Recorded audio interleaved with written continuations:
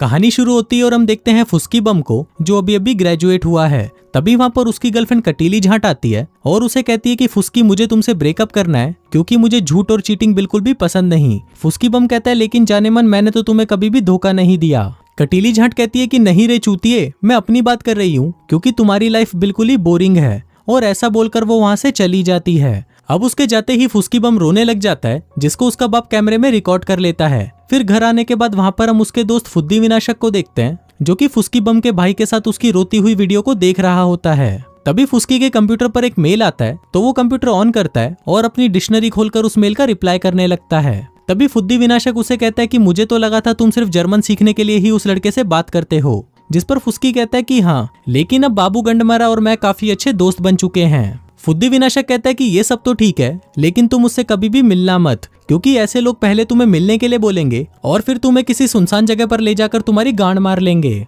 फुस्की बम उसकी बात को मजाक में टाल देता है, जिसके बाद वो लोग कॉलेज की ग्रेजुएशन पार्टी में जाते हैं, जहाँ पर उनको सुई धागा मिलती है, जो कि यहाँ पर अपने भाई ईट पत्थर के साथ आई थी। फुस्की बम उससे पूछता है कि तुम लोग यूरोप घूमने कब जा रहे हो, जिस पर सुई धागा कहती है कि हम लोग सुबह निकलेंगे और सबसे पहले हम पेरिस जाएंगे। वहीं दूसरी तरफ स्टेज पर गाना गाने टोनी कक्कड़ आता है और यहाँ पर हमें ये भी पता चलता है कि कटीली झांट अब टोनी कक्कड़ की गर्लफ्रेंड बन चुकी है। फिर वो दोनों साथ में गाना गाते हैं, जिसको देखकर फुस्की बम को बिल्कुल भी अच्छा नहीं लगता और वो वहाँ से अपने घर चला जाता है। तभी कंप्यूटर पर उसके लिए एक और मेल आता है, जो कि उसके दोस्त बाबू गंडमरे ने भेजा था। उसमें लिखा था कि मुझे ये जानकर बहुत बुरा लगा कि तुम्हारी गर्लफ्रेंड ने तुम्हारा चूतिया काट दिया, इसलिए मैं सोच रहा हूँ कि हमें अकेले में कहीं मिलना चाहिए। अब ये पढ़ते ही उसके दिमाग में फुद्दी विनाशक की वो बात याद आ जाती है कि ऐसे लड़के पहले तो तुम्हें मिलने के लिए बुलाएंगे और फिर एक सुनसान जगह पर ले जाकर तुम्हारी गांड मार लेंगे। अब ये पढ़ते ही फुस्की के दिमाग का बोसड़ा हो जाता है, तो वो रिप्लाई में लिख देता है कि मैं तुमसे कभी भी मिलना नहीं चाहता, इसलिए आज के बाद मुझे कभी भी मेल मत करना। जिसके बाद वो उस मेल को सेंड कर देता है। फिर अगली सुबह जब उसकी आंख खुलती है, तो वो देखता है कि उसका छोटा भाई उसका मेल खोलकर पढ़ रहा होता है। वो फुस्की से कहता है कि मुझे तो विश्वास ही नहीं हो रहा कि एक जर्मन लड़की तुमसे मिलना चाहती है। फुस्की कहता है अरे वो लड़की नहीं लड़का है। तभी उसका भाई कहता है कि नहीं रे चूतिए, बाबू गंडमरा कोई लड़का नहीं लड़की है। अब अपने भाई को यकीन दिलाने के लिए वो उसे बाबू गंडमरे की फोटो दिखाता है और कहता है कि ये बाबू गंडमरा है और ये उसकी बहन है। इस पर छोटा भाई कहता है कि भाई तुझसे बड़ा चूतिया मैंने आज तक नहीं देखा, ये बाबू गंडमरा नहीं बाबू गंडमरी है, जो कि एक लड़की का नाम है और ये नाम जर्मनी में काफी आम होते हैं। अब ये सुनते ही फुस्की की फटकर 64 हो जाती है और वो सोचता है कि उसने कितनी बड़ी गलती कर दी है। तभी दूसरी तरफ हम बर्लिन जर्मनी में बाबू गंडमरी को देखते हैं, जो कि उसका मेल पढ़ रही होती है। फिर वो रिप्लाई में लिखती है कि अगर तुमको मुझसे नहीं मिलना तो मुझे भी तुमसे नहीं मिलना, जिसके बाद वो उसे ब्लॉक कर देती है। अब फुस्की ये देखकर बहुत अपसेट होता है कि उसने उसे ब्लॉक कर दिया। तभी वहाँ पर फुद्दी विनाशक आता है और उससे पूछता है कि क्या हुआ। फुस्की कहता है कि मुझे बाबू गंडमरी से प्यार हो गया है, जो कि एक लड़का नहीं लड़की है, और अब मुझे जर्मनी जाकर उससे मिलना है। जिस पर फुद्दी विनाशक कहता है कि मैं भी तुम्हारे साथ चलूंगा। फिर अगले दिन वो दोनों एयरपोर्ट जाते हैं,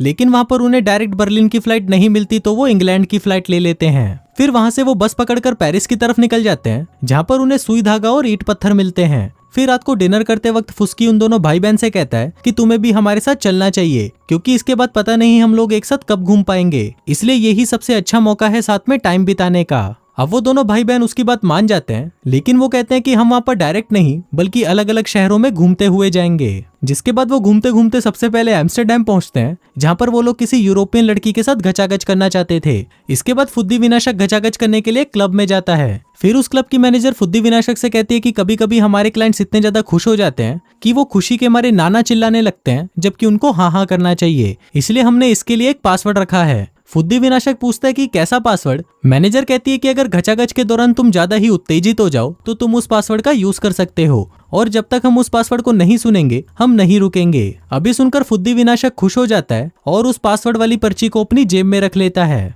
अब इसके बाद उसके दोनों हाथों और पैरों को बांध दिया जाता है और वहाँ पर 2 मुस्टंडों को बुलाया जाता है, जिनके पास एक करंट वाली मशीन होती है। अब ये देखते ही फुद्दी विनाशक की फट जाती है, लेकिन तभी उसे वो पासवर्ड याद आता है, तो वो अपनी पॉकेट में से पर्ची निकालता है। लेकिन जब वो उस पर्ची को देखता है तो उसमें पता नहीं कौन सी भाषा लिखी होती है। वो उसको पढ़ने लगता है और कहता है कि फ्लोगन खेंग खेंगमेन। मैनेजर पूछते कि क्या तुमने कहा फ्लोगन खेंग खेंगमेन। फुद्दी विनाशक कहता है कि हाँ मैंने वही कहा। वो कहती कि ठीक है, जैसी तुम्हारी इच्छा। जिसके बाद वो ऑर्डर देती है कि फ्लोगन खेंग खेंगमेन को लेकर आओ। अब फुद्दी विनाशक को एक टेबल पर घोड़ी बना दिया जाता है, जिसके बाद उसकी गांड में प्लास्टिक के 3 लोड़े घुसा दिए जाते हैं। वहीं दूसरी तरफ ईट पत्थर अपनी कैमरे की बैटरी लेने के लिए एक दुकान में जाता है, जहाँ पर वो सेल्स गर्ल उसका कैमरा देखकर उसकी दीवानी हो जाती है। वो कहती है कि कितना शानदार है और तुम भी बहुत क्यूट हो। दरअसल अभी मेरा ब्रेक टाइम है और मैं बाहर जाकर सिगरेट पीने वाली हूँ, क्या तुम मेरे साथ चलोगे? ईट पत्थर कहता है कि मैं सिगरेट नहीं पीता, जिस पर लड़की कहती है कि मैं भी नहीं पीती। जिसके बाद वो दोनों बाहर चले जाते हैं और फिर वो लड़की ईट पत्थर का गन्ना चूसने लगती है। अब ईट पत्थर को अपना चुसवाने में बहुत मजा आ रहा था कि तभी पीछे से एक चोर आता है, जिसको ईट पत्थर खुशी खुशी अपने सारे पैसे और पासपोर्ट दे देता है।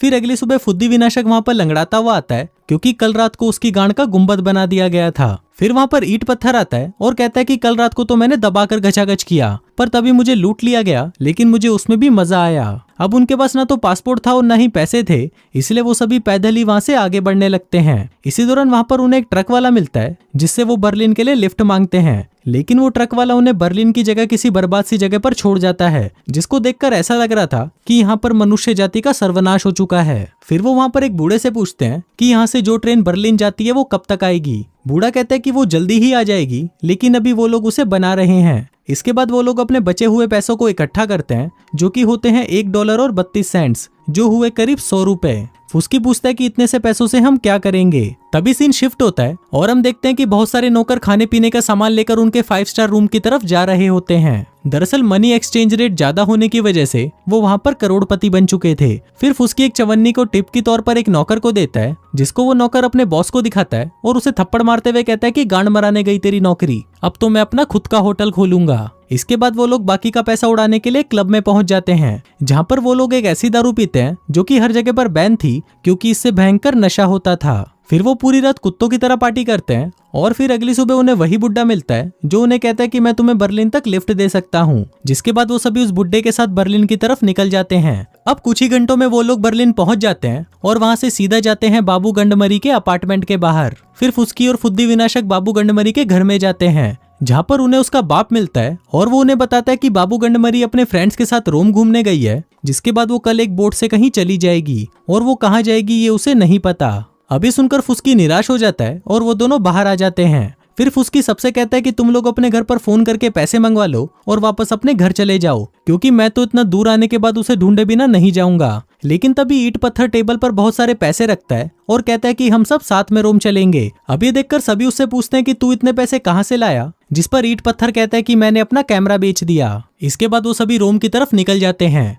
दूसरी तरफ हम एक म्यूजियम देखते हैं, जहाँ पर बाबू गंडमरी अपने ग्रुप के साथ घूम रही होती है। तभी वो चारों भी वहां पर पहुंच जाते हैं, लेकिन गार्ड्स उन्हें अंदर जाने से मना कर देते हैं और कहते हैं कि अंदर सिर्फ प्राइवेट ग्रुप वाले ही जा सकते हैं। तभी सुई धागा उसे कहती है कि हम लोग भी एक प्राइवेट ग्रुप है और हम लोग अमेरिका से आए हैं और ये चूतिया हमारा टूर गाइड है। फिर ईट पत्थर उसे शहर के इतिहास के बारे में बताने लगता है, जिसको सुनकर वो उन्हें अंदर जाने देता है। अब वो लोग वहां से जा ही रहे थे कि तभी वहां पर गार्ड आ जाता है और ईट पत्थर से कहता है कि क्या तुम इन लोगों को भी गाइड कर सकते हो, जिस पर वो कहता है कि हाँ क्यों नहीं। जिसके बाद वो उस ग्रुप को पूरे म्यूजियम की सभी चीजों के बारे में बताने लगता है। वहीं हम फुस्की और फुद्दी विनाशक को देखते हैं, जो कि बाबू गंडमरी को ढूंढने में लगे हुए थे।